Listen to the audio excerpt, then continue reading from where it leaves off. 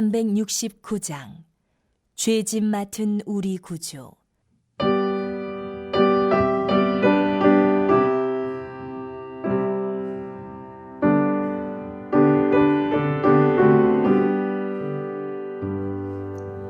죄짐 맡은 우리 구주, 어찌 좋은 친구인지, 걱정 근심 무거운 짐 우리 주께 맡기세. 주께 고함 없는 거라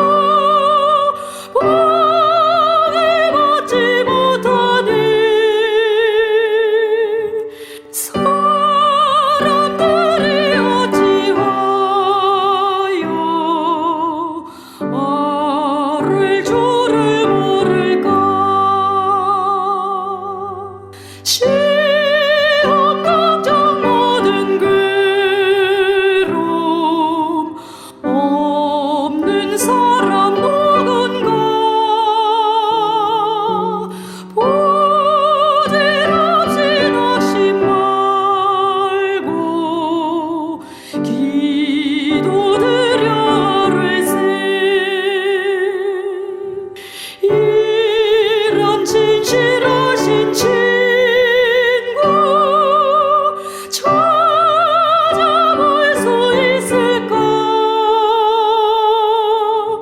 우리 약함하시오니 어찌 아니하리까.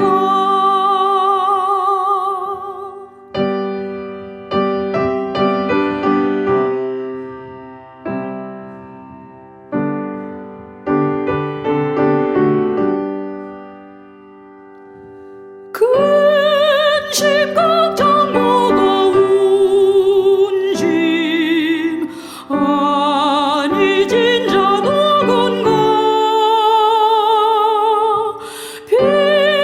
피난처는 우리 예수, 주께 기도드리세. 세상 친구 멸시하고 나를 조롱하여도 예수 품에 안기어서 참된 위로 받겠네.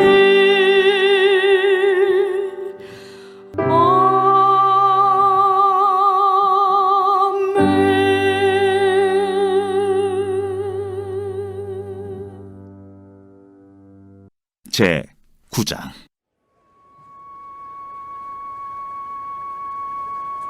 여덟째 날에 모세가 아론과 그의 아들들과 이스라엘 장로들을 불러다가 아론에게 이르되, 속죄제를 위하여 흠없는 송아지를 가져오고 번제를 위하여 흠없는 순양을 여호와 앞에 가져다 드리고 이스라엘 자손에게 말하여 이르기를 너희는 속죄제를 위하여 순염소를 가져오고 또 번제를 위하여 1년 되고 흠없는 송아지와 어린 양을 가져오고 또 화목제를 위하여 여호와 앞에 드릴 수소와 순양을 가져오고 또 기름 섞은 소제물을 가져오라 하라.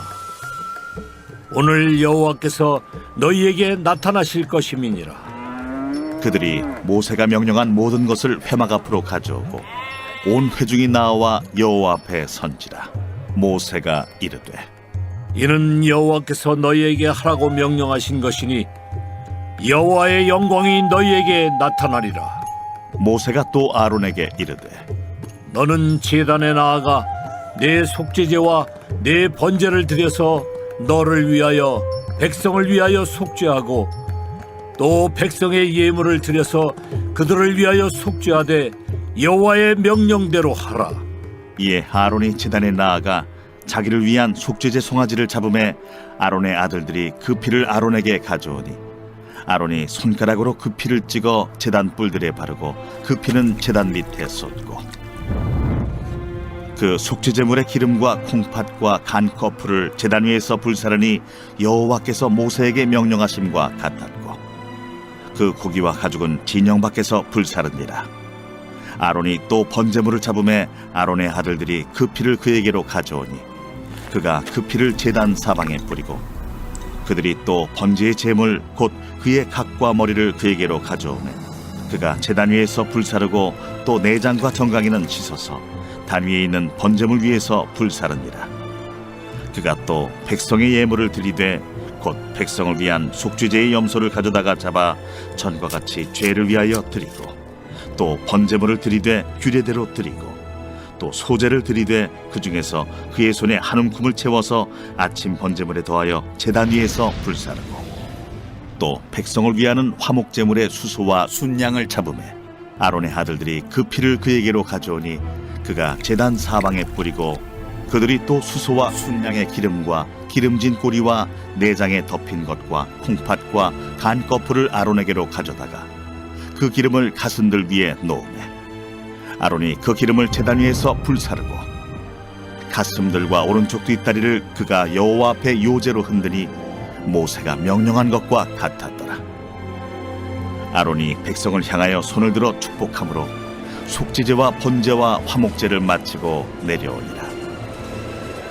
모세와 아론이 회막에 들어갔다가 나와서 백성에게 축복하매 여호와의 영광이 온 백성에게 나타나며 불이 여호와 앞에서 나와 제단 위에 번제물과 기름을 사른지라.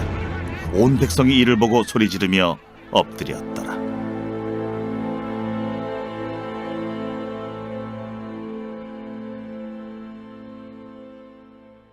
오늘 우리가 함께 나눌 말씀은 레위기 9장입니다. 출애굽기의 마지막 40장을 보면 성막 봉헌식에 대한 내용이 나오고요. 그때 하나님께서는 아론을 대제사장으로 삼으셨고 아론과 그의 아들들에게도 기름을 부어 이 제사장 직분을 수행하게 하셨습니다. 어제 살펴본 레위기 8장과 오늘 이 9장의 말씀은 바로 그때 그 순간 그 장면의 이야기를 소개하고 있습니다. 하나님의 명령에 따라 일주일 동안 제사장 위임식을 마쳤던 아론과 그의 아들들은 이제 공식적으로 첫 번째로 제사장 직무를 수행하게 됩니다. 그 첫 번째 직무는 바로 제사였습니다.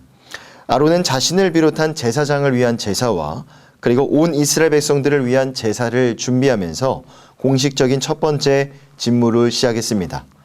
1절을 보면 모세는 제사장들의 위임식이 끝날 이튿날, 즉 8일째가 되는 날에 아론과 그의 아들들과 이스라엘의 장로들을 불러 모았습니다. 그리고 아론으로 하여금 대제사장으로서의 첫 제사를 드릴 것을 명했죠. 레위기 8장에서 모세가 제사를 지낸 위임식과는 다르게 오늘 본문에 나오는 취임식부터는 아론이 직접 제사를 준비했습니다. 8절을 보면 아론은 가장 먼저 자신을 위한 제사를 드려야만 했죠. 왜냐하면 아무리 아론이 거룩한 대제사장으로 택함을 받았다 한들 그 또한 하나님 앞에서 항상 자신의 죄를 용서받아야 될 죄인이었기 때문입니다. 자, 그래서 먼저 자신을 위한 제사를 하나님 앞에 올려드렸고 그 다음에 백성들을 위한 제사를 순차적으로 준비했던 겁니다. 제사의 종류는 총 3가지였습니다. 첫 번째는 속죄제, 두 번째는 번제, 그리고 세 번째는 화목제였죠. 아론과 그의 아들들은 제사장 위임식 기간에도 7일 동안에도 매일 속죄제와 번제와 화목제를 반복해서 드렸겠지만 첫 제사장 직무를 시작하는 순간에도 제일 먼저 속죄제를 하나님 앞에 올려드리면서 스스로의 허물을 돌이켜보고 죄의 사함을 받아야만 했던 것이죠. 중반부인 8절부터 21절까지의 단락은 이 거룩한 제사장으로 위임받은 아론과 그의 아들들이 제사장으로서 첫 제사를 하나님이 명령하신 대로 수행하는 이 과정을 소개하고 있습니다. 8절부터 14절까지는 아론과 그의 아들들을 위한 제사입니다. 이제는 속죄제와 번제제가 올려졌고요. 그리고 15절부터 21절까지는 이스라엘의 온 회중을 위한 제사였고 이때도 제사장의 경우와 같이 번제와 속죄제가 드려졌습니다. 하지만 17절 이후의 말씀을 보니까 소제와 화목제라는 것이 추가적으로 진행이 되었죠. 이런 제사들의 이 일련의 과정들이 갖고 있는 영적인 의미가 있습니다. 오늘날 우리의 예배 가운데 주는 교훈이라고 할 수 있죠. 첫째로 속죄제가 의미하는 바 지위 고하를 막론하고 하나님 앞에 나아가는 자는 제일 먼저 하나님과의 교제를 방해하는 죄 문제를 해결해야 한다는 겁니다. 그리고 두 번째로 번제가 의미하는 것인데, 죄 사함의 은총을 경험한 자는 번제가 의미하는 바 하나님을 향한 헌신적인 삶을 살아야 한다는 겁니다. 그리고 마지막 소제와 화목제가 의미하는 것인데, 하나님과의 지속적인 사랑과 화평의 교제를 이루어가기 위해서는 이 소제와 화목제가 의미하는 것처럼 늘 감사와 찬양의 생활로 일관해야 한다는 것입니다. 여러분, 이처럼 일주일 내내 제사를 하나님 앞에 빠짐없이 올려드렸음에도 불구하고 그 다음 날이 되어서 또다시 제사를 올려드리는 가운데 그 첫 제사가 바로 속죄제였다는 것은 오늘날 하나님 앞에 올려드리는 우리의 예배와 그리고 우리의 신앙생활 가운데 시사하는 바가 매우 크다고 할 수 있습니다. 즉, 우리의 신앙생활에 있어서 가장 중요하고 필수적인 요소는 무엇이 되어야 되는가라는 것을 말하는 건데, 즉 하나님 앞에서의 이 회개와 속죄라는 것은 어느 한순간이라도 멈추고 중단되어서는 안 될 신앙생활의 시작이자 마침이라고 할 수 있는 것입니다. 여러분, 만일 사람이 죄를 짓지 않고 살 수 있는 방법이 있다면요, 그 방법은 딱 한 가지 뿐입니다.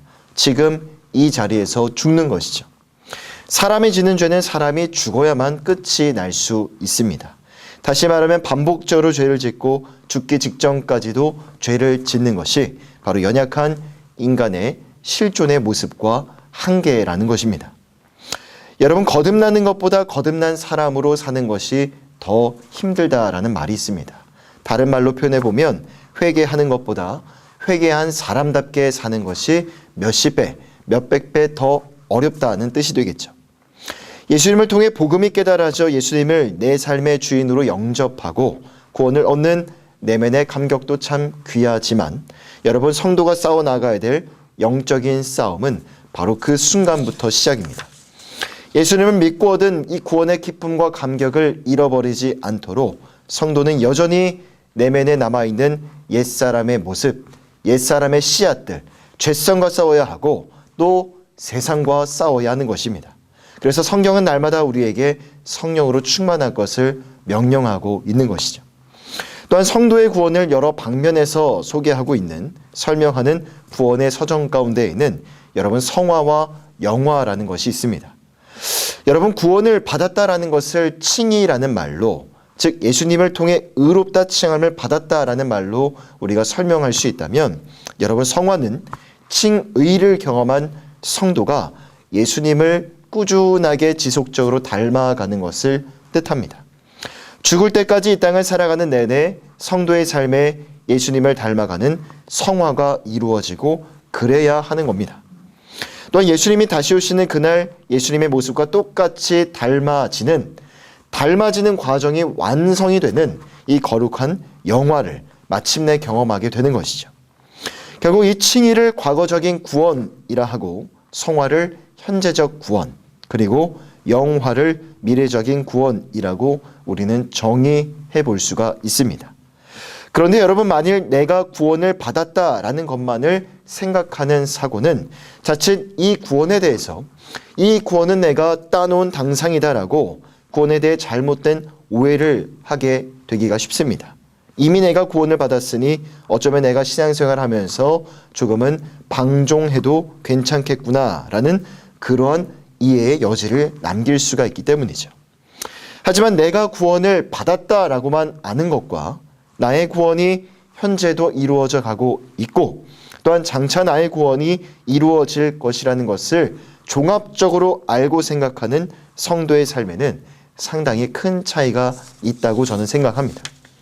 결국 내가 예수님을 믿고 얻은 구원이 지금도 이루어져 가고 있고 예수님이 다시 오시는 그날에 완성이 된다는 것, 이 구원에 대한 정확하고 빈틈없는 이해와 깨달음이 우리의 삶의 전제가 될 때, 거기서 진정한 변화와 성숙이 있는 신앙생활이 펼쳐지게 되는 것입니다. 그러므로 내가 예수님을 만나고 얻은 그 구원의 기쁨, 그 칭의의 감격이 내 안에서 사라지지 않도록 오늘도 우리는 저 세상과 싸워야 하고, 여전히 우리의 내면에 남아있는 타락한 의지와 죄성과도 싸워야 하는 것입니다. 그러므로 날마다 우리의 내면을 돌아보고 또 점검해 볼 수 있는 이 회개와 속죄라는 것은 우리 신앙생활에 있어서 처음이요 끝이자 매일매일의 일상이 되어야 하는 것입니다. 오늘 이 새벽에도 하루의 첫 시간을 주님 앞에 올려드리기 위해서 우리는 이 새벽 주님 앞에 나와 왔습니다. 어제와 동일한 모습으로 오늘도 우리는 나와 왔습니다. 하지만 오늘 우리가 살아갈 이 새로운 하루는 어제와 같지 않은, 어제와는 다르고 어제보다는 조금 더 성숙한 새날이 되었으면 좋겠습니다. 부디 이 새벽에 하나님께서 여러분들에게 비춰주시는 말씀과 성령의 빛을 주목하시고 여러분들의 내면을 겸손히 살펴보시기를 바랍니다. 하나님 앞에 고백해야 될 죄의 문제들이 있다면 그것을 고백하시고 또한 죄사함의 은혜를 입는 이 새벽의 시간이 되시기를 간절히 부탁드립니다. 마지막 22절부터 24절까지의 말씀은요, 첫 제사장 직무에 대해 하나님이 응답하시는 장면입니다. 하나님이 말씀하신 대로 정성을 다해 제사를 드린 아론은 모든 제사 의식이 완료되자 22절을 보면 마지막으로 손을 들어 이스라엘 온 회중들을 축복했습니다. 그러자 그 순간 23절과 24절을 보면 하나님의 영광이 회막에 임하였고 불이 제단의 모든 제물을 다 불살라 버렸죠. 사실 번제단 위에 있던 번제물들은 기존의 자연적인 불에 의해서 이미 타고 있는 상황이었습니다. 그러니까 이때 이 순간 회막에 임했던 불은 제물을 태우기 위해서 자연적으로 발생한 불이 아니라 하나님께서 취임식의 모든 제사를 기쁘게 받으셨다라는 것, 연락하셨다는 것을 의미하는 하나님의 초자연적인 불이었던 것이죠. 여러분, 오늘 레위기 9장의 말씀을 묵상하면서 하나님이 가르쳐 주신 대로 하나하나 제사를 준비해가는 아론과 그의 아들들의 모습을 바라보면서 얼마나 이 제사가 정성껏 어떤 설레임과 긴장감 속에 준비되었을까라는 생각을 해보게 되었습니다. 결국 오늘 레위기 9장의 이 마지막 장면, 하나님이 제사를 기쁘게 받으시는 이 장면을 통해서 우리가 얻을 수 있는 교훈은 이것입니다. 하나님께서 우리의 예배를 바라보실 때 이처럼 헌제자의 정성이 담긴, 마음이 담긴 예배를 하나님은 기쁘게 받으신다는 겁니다. 그럼 구체적으로 어떤 예배가 정성이 담긴, 마음의 중심이 담긴 예배라고 할 수 있을까요? 자신의 연약함과 한계를 날마다 겸손히 인정하며 하나님의 말씀과 뜻에 겸허히 순복하는 자의 예배, 그리고 아론과 그의 아들들이 첫 제사를 올려드리며 그들의 마음속에 느꼈을 그 심정과도 같이 거룩하고 영적인 긴장감이 있는 그런 예배를 하나님은 기쁘게 받으시는 것입니다. 여러분, 오늘 이 새벽에 주님 앞에 올려드리는 우리의 예배가 하나님을 기쁘시게 하는 그러한 예배가 되었으면 좋겠습니다. 오늘의 새벽에 여러분들의 삶, 하나님의 제단 위에 거룩한 산 제물이 되어서 하나님 앞에 올려드리기에 힘쓰시고, 혹여나 하나님의 뜻을 거스른 채 범죄하며 방종했던 지난날의 시간들, 어제의 어떤 기억들이 떠오르신다면 여러분, 그것은 내 스스로가 내 의지를 가지고 떠올린 생각이 아니라 이 새벽에 성령 하나님께서 떠오르게 해주신 죄의 문제인 줄 믿습니다. 여러분, 반드시 그 문제 해결해야 될 죄의 문제입니다.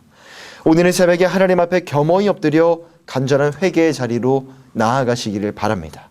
그리고 구원의 기쁨과 감격 속에서 오늘 하루를 살아가셔도 죄에 대한 거룩하고 영적인 긴장감 속에 오늘 하루를 살아가시는 우리 모든 성도님들 다 되시기를 바랍니다. 하나님께서 그 간절함과 정성이 담긴 여러분들의 예배와 오늘 하루의 삶을 기쁘게 받으실 것이고, 죄사함의 은혜와 더불어 구원의 기쁨과 감격이 가득한 여러분들의 삶과 오늘 하루가 되시기를 주님의 이름으로 간절히 부탁드립니다. 기도하겠습니다. 사랑과 은혜가 풍성하신 하나님 아버지, 오늘 하루 우리가 살아가는 이 하루의 삶이 하나님 어제보다 조금 다르고 어제보다 조금 더 성숙한 그런 시간들로 살아가기를 간절히 소망합니다. 나 너희 여호와 하나님은 거룩한 하나님이니 너희도 거룩할지어다라고 말씀하신 그 하나님의 말씀의 명령에 따라 오늘 하루 이 새벽에 우리 삶의 구석구석을 말씀과 성령의 빛으로 겸손히 돌아보게 하여 주시고 하나님 앞에 자백해야 될 죄의 문제들, 죄의 요소들이 있다면 낱낱이 죄를 고백하며 예수님의 보혈의 은혜로 말미암아 죄사함의 은총을 얻는 이 새벽의 시간이 되어줄 수 있도록 인도하여 주시옵소서.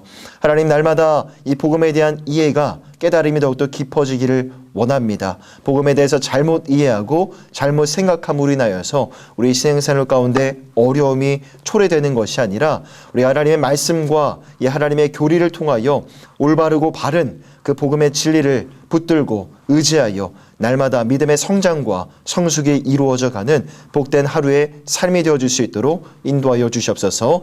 감사드리며 의곤하신 예수 그리스도의 이름으로 간절히 기도하오며 지금은 우리 주 예수님의 은혜와 하나님의 사랑하심과 성령 하나님의 교통하심의 은혜가 오늘의 새벽에도 은혜를 사모하며 예배의 자리 가운데 나온 사랑하는 성도들 머리 위에 이내가 영원토록 함께 있을지어다.